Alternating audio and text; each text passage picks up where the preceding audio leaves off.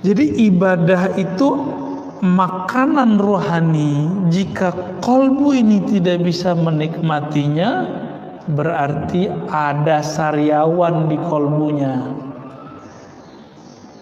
Nah, itu harus diobatin, Mbak. Kalau sudah kronis ya datang ke ahlinya. Kalau enggak ya cukup ikut pengajian-pengajian umum. Sehat deh insya Allah. Tapi kalau sudah lama itu gimana? Harus diobatin. Dan dia itu obatnya zikrullah. Zikrullah ini resepnya ada pada ahli qalbu itu.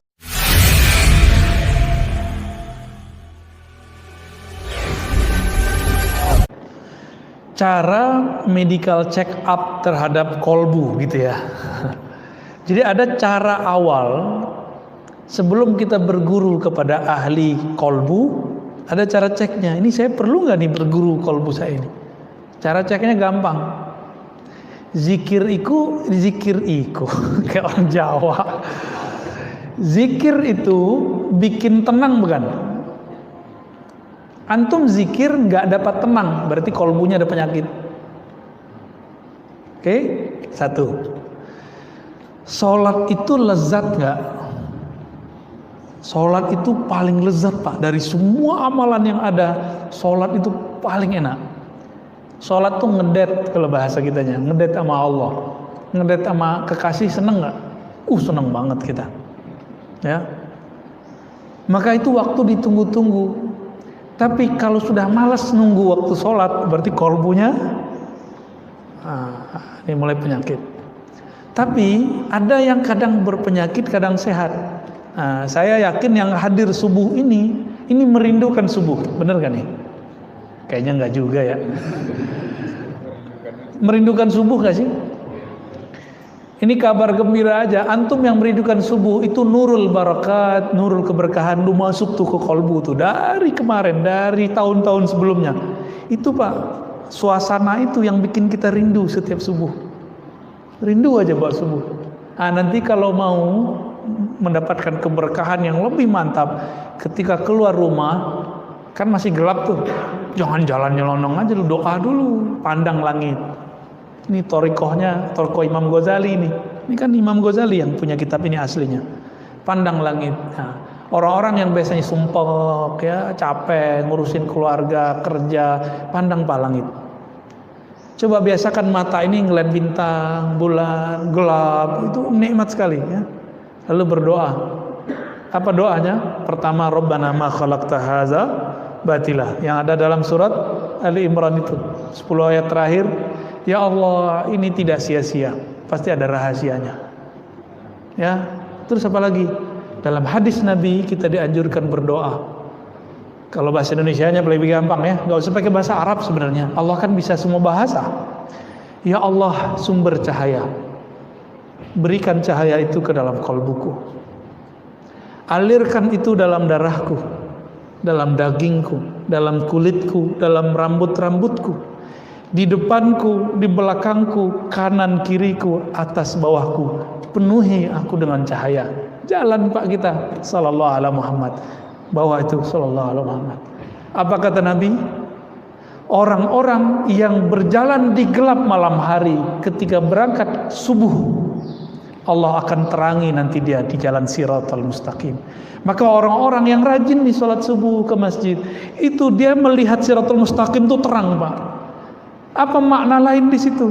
Siratul Mustaqim itu gelap. Maka wajar orang jalan jatuh, orang jalan terperosok karena gelap.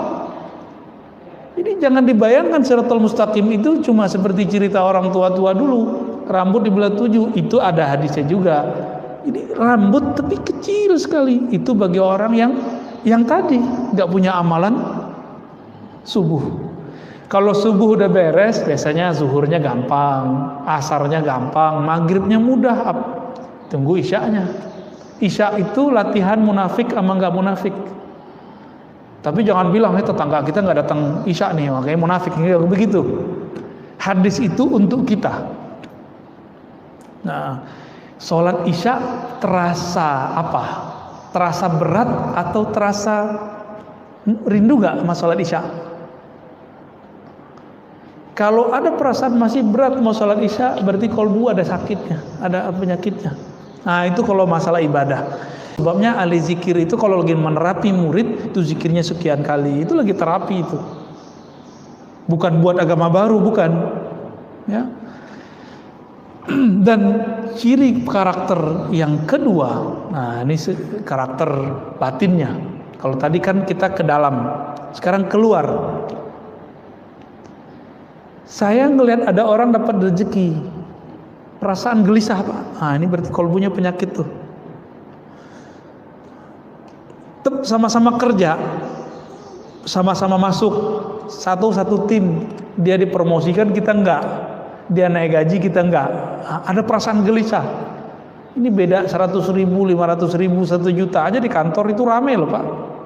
Dalam hati itu bisa berkecamuk gitu, bener nggak?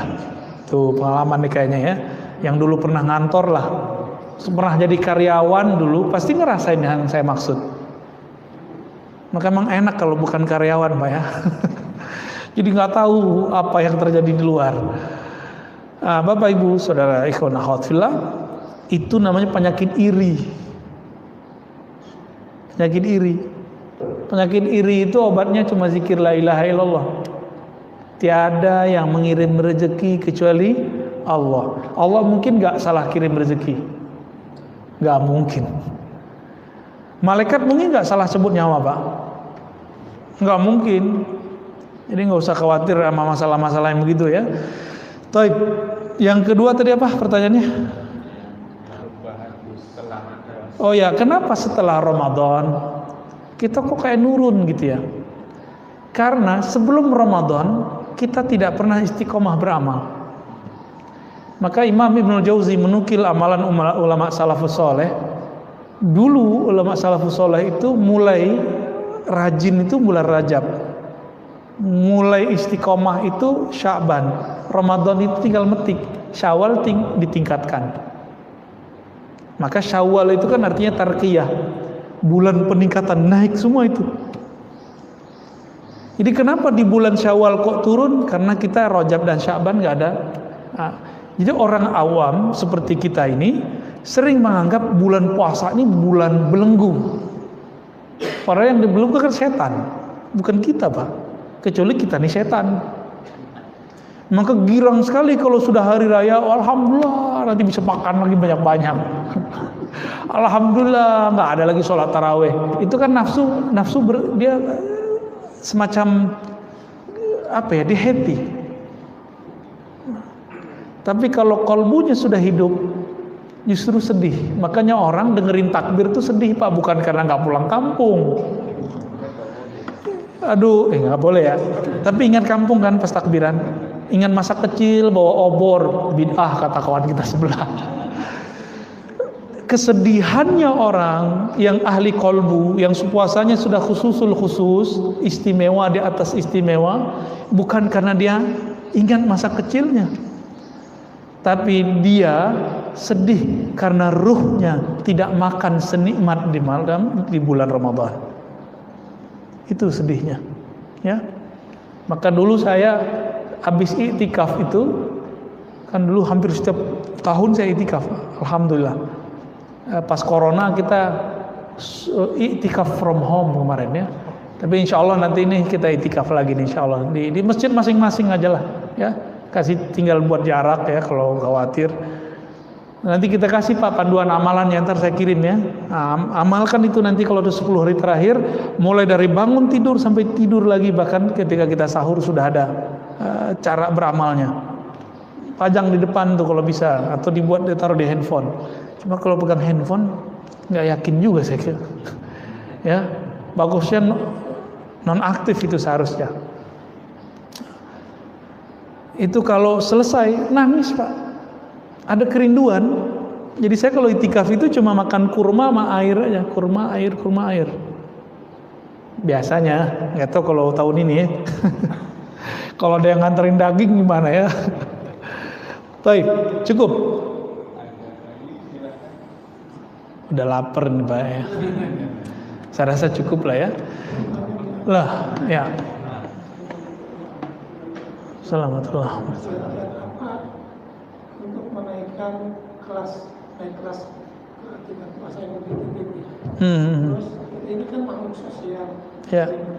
Apakah kita harus pergi ke gunung? Bagaimana? Ya.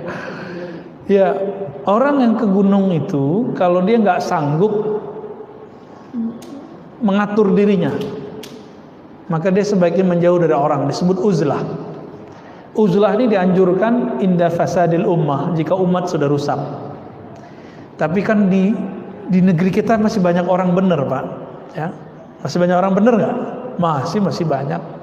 Minimal di masjid banyak orang benar. Ya, walaupun beda mazhab, beda manhaj, nggak apa-apalah. Ya bagus ya.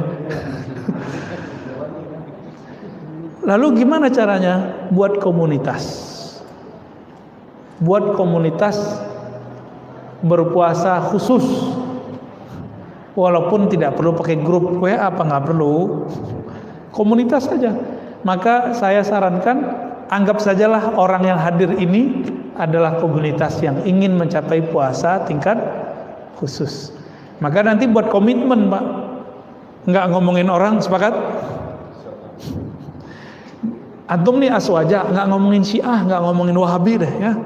Benar, mau? Nggak ngomongin tetangga, nggak ngomongin teman samping, udah biarin aja, ya. Antum NU nggak ngomongin Muhammadiyah nggak ngomongin NU, udah, sepakat? Serius nih. Terus apalagi matanya nggak jelalatan, sekali jelalatan istighfar, Pak.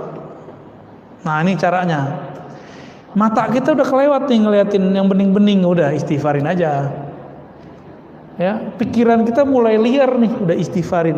Disitulah ada istilah istighfar, bukan saja dari dosa zahir, tapi dari dosa yang tidak zahir, dosa yang tidak tampak. Jadi puasa itu mengajarkan saya dan kita semua bahwa taubat bukan dari dosa zahir aja, tapi ada dosa batin. Ya, lagi sholat khusyuk nggak Pak semua? Khusyuk apa kusut?